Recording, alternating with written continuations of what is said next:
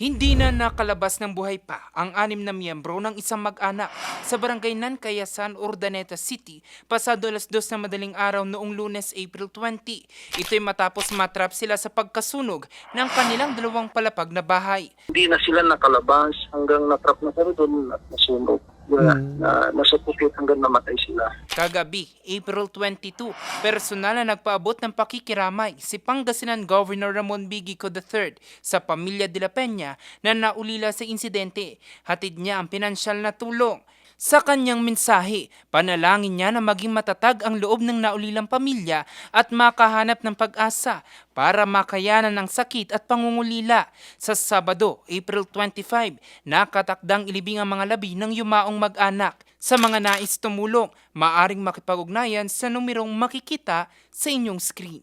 Jose Robert Inventor, Nation on the Move.